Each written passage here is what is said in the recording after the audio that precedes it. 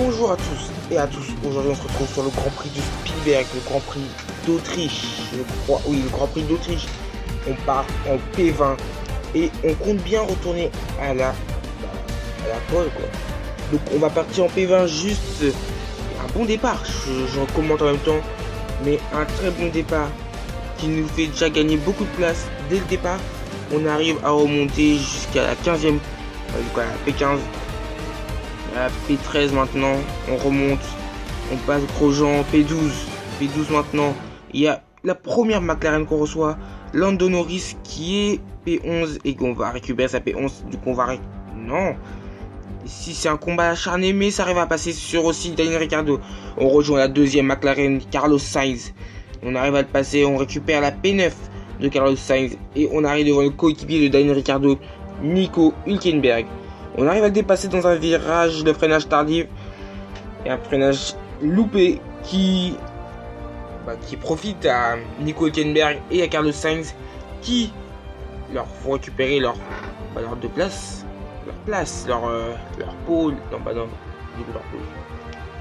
position. Voilà. On va se battre contre Carlos Sainz. Je vous rappelle qu'on est sur le setup 3 je crois, en difficulté difficile. Donc, le but c'est d'arriver. Je vous rappelle que le difficile est vraiment difficile par rapport aux deux autres catégories qui sont faciles et normales. On prend difficile parce que ça a plus de peps. On joue quand même un championnat, les gars, voilà. Donc, les places championnats, ce seront sur Instagram, bien sûr. Mais pour l'instant, on se débrouille bien. On est parti P20 au bout du deuxième tour, on est déjà P9. Et P8 maintenant, on a réussi à dépasser Hülkenberg et on a Perez qui est juste devant en P7. Wow, j'ai bégayé. Mais Perez qui est en P7 et qui est à moins d'une seconde de nous, qui a beaucoup moins d'une seconde de nous. Il a 3,2. Non, on a réussi à dépasser Perez et c'est la deuxième As de Kevin Magnussen qui est juste devant nous en P6. Ce qui est très bizarre parce que la P6 pour une As, c'est pas très... C'est rare, très rare. Déjà que les As soient dans le top 10, c'est très rare. Mais Kevin Magnussen qui arrive quand même à nous distancer. On vous rappelle qu'on n'a pas le DRS. Le DRS sera activé à la fin de ce tour.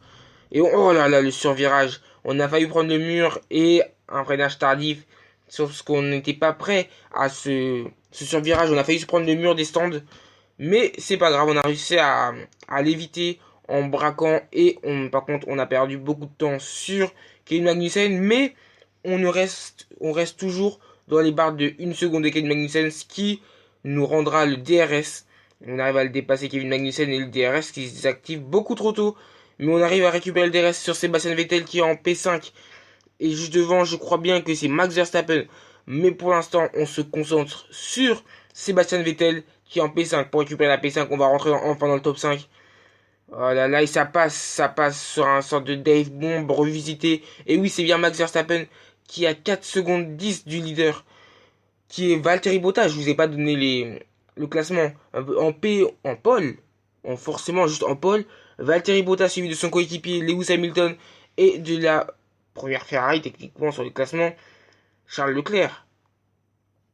Charles Leclerc qui, et troisième qui n'arrive pas. Du coup, Max Verstappen, on a l'impression que c'est un peu comme le combat qui s'est passé sur le même circuit, mais du coup dans le vrai championnat de Formule 1 avec du coup les vraies voitures et pas le jeu.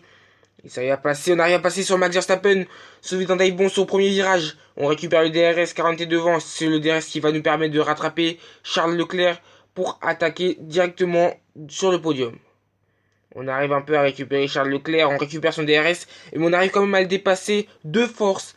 On prend une trajectoire beaucoup plus large qui fait qu'on bloque la Ferrari de Charles Leclerc, mais on dispose quand même du DRS car on était derrière lui lors de la détection. Mais comme je disais,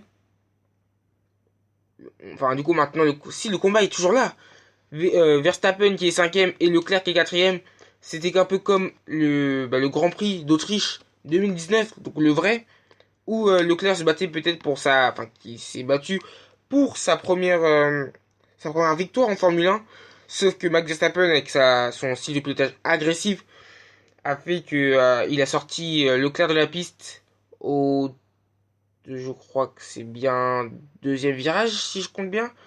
Je sais pas combien il compte de virages intérieurs, mais je crois bien que c'est le deuxième virage. Donc on a le premier, on a un léger, donc deux ou troisième virage. Mais pour l'instant, on aura toujours le DRS pour attaquer Lewis Hamilton.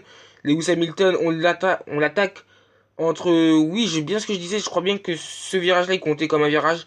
Donc, on l'a... Enfin, non. Euh, Verstappen a poussé Leclerc dans la sortie du troisième virage, et ce qui a permis à Verstappen de gagner la course. Donc, s'il n'y aura pas eu cet petit accrochage, je pense que on voit quand même sur la voiture ce petit survirage. C'est un nouveau setup par contre. Le setup 3 est un nouveau setup car on a modifié la légèreté de la voiture. Donc au niveau du poids pour qu'elle soit un peu plus légère, donc beaucoup plus rapide. Et on a amélioré les composants pour le moteur et l'aérodynamisme pour que la voiture ait une stabilité un peu plus stable. Sauf que, erreur, c'est ça que j'ai mal géré, la voiture est rapide, a un bon aérodynamisme, sauf que elle ne tient pas au sol en fait. Donc on arrive à la tenir au sol avec le frein.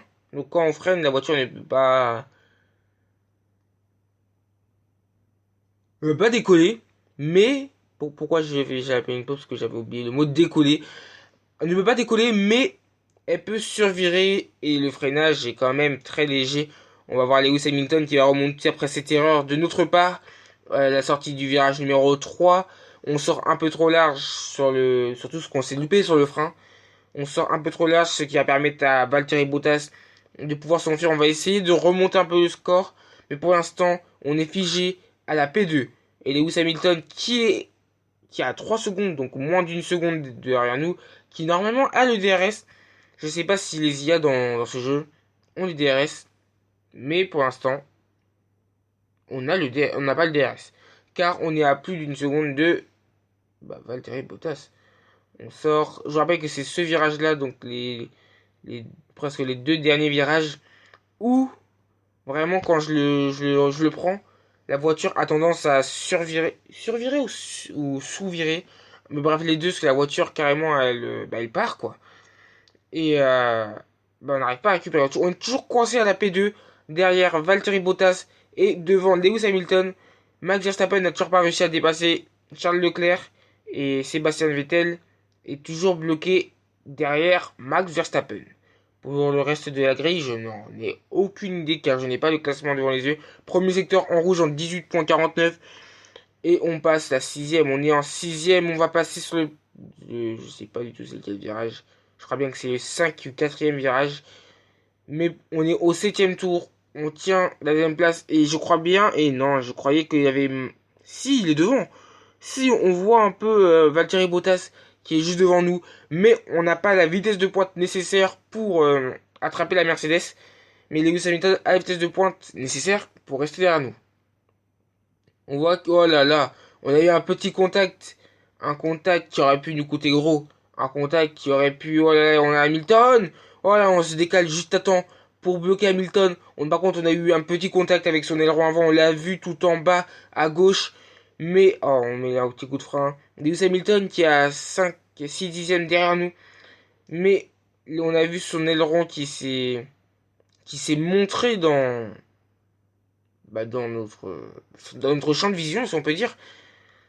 Et oui, on tourne et on voit la voiture qui a du mal à tourner. On change de vision. On prend la vision du pilote. On va prendre la vision extérieure de la voiture, ce qui n'est pas possible dans les vrais championnats, pour vous montrer un peu les trajectoires que je prends moi-même. Et surtout pour voir le temps de Lewis Hamilton qui est juste derrière. Oh, on a vu l'aileron de Lewis Hamilton qui est venu taper l'arrière au niveau du pneu arrière droite. On l'a vu son aileron comme s'il fauchait notre roue pour nous la décrocher, mais j'espère que c'était pas un acte totalement prédit. Je pense que ça va être que c'était un acte accidentel. On sort de la piste. Non, c'est bon. Non, c'est bon. Pour l'instant, aussi, on sort un peu de la piste. Le jeu ne nous dit rien pour l'instant, car je sais que quand on met en difficulté difficile, le jeu ne va moins nous pénaliser. Ce deuxième secteur en rouge et troisième secteur en vert. On recommence le premier secteur. On est à l'avant-dernier tour. pour l'instant, pour moi, on va rester en P2. Il y a moyen que on rattrape Valtteri Bottas. Mais ça va être difficile. Très difficile. Et quand même, on voit un style de pilotage. On voit vraiment que je suis pas souple. Bien sûr, je vous dis bien sûr. Quand je commente là, la vidéo, tout ce qui est ma voix est enregistré aussi sur la vidéo. J'avais dit que sur le premier circuit, sur le premier Grand Prix de Spa, on n'aura pas les commentaires. Après une bien réflexion, on fait les deux en même temps, comme ça vous avez les deux choses directement faites. Et j'ai pas besoin de recommencer derrière. Donc on dit une pierre deux coups. Donc premier et deuxième secteur en rouge. Premier secteur en 18,92 et deuxième secteur en 29,16. Oh, on sort, on a percuté le mur. On a fait en sorte de rebondir un peu. On a essayé 29-16 et j'ai pas vu. 25-43. 25-43, secteur rouge. On a fait les 3 secteurs en rouge. On a fait les 2 derniers secteurs. Et c'est bientôt parti. On va lancer la musique. J'entends pas cette musique. Je l'entends pas. Ça fait chier. Je l'entends pas. Je sais pas si vous l'entendez, mais on aura la musique de Formule 1. De la Formule 1, la musique de couronnement, si on peut dire, où on donne les récompenses. Quand on est au 10e tour, on va bientôt terminer ce tour. On est quand même assez loin, mais on est quand même assez proche. On va vous dire le classement général de la course juste après, à la fin de ce tour. Ce 10e tour, la fin de ce 10e tour, premier secteur en 18,88 et le deuxième secteur en 26,98. Les deux premiers secteurs en rouge. Je cherche pas à faire le meilleur tour en course, mais je cherche plus à gagner. On sort de la piste. On va remonter, on va peut-être pas de la 3ème place. C'est ouh, on a eu un contact. Lewis Hamilton est redescendu 4ème. Oh là là là là. Lewis Hamilton qui est redescendu 4ème et on peut voir cette fin. Donc, Valtteri Bottas a gagné la course. Nous 2ème, Charles Leclerc 3ème, Lewis Hamilton 4ème, Max Verstappen 5ème, Sébastien Vettel 6ème, Kevin Magnussen avec sa A 7ème, Sergio Perez 8ème, Nico Hülkenberg 9ème, Carlos Sainz 10ème. Je n'ai pas vu le 12ème. Mais ça termine sur les équipes. Donc on a Kimi Raikkonen et les autres blasts qui sont derrière. J'en ai pas vu. Bien sûr, pour retrouver tout le classement, retrouvez-vous dans la vidéo. Ah, retrouvez-vous. Le français, ma gueule.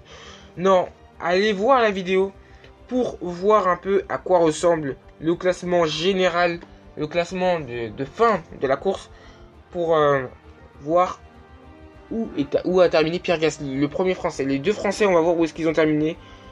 Pierre Gasly et Romain Grosjean. Et après, nice to meet you, les gars.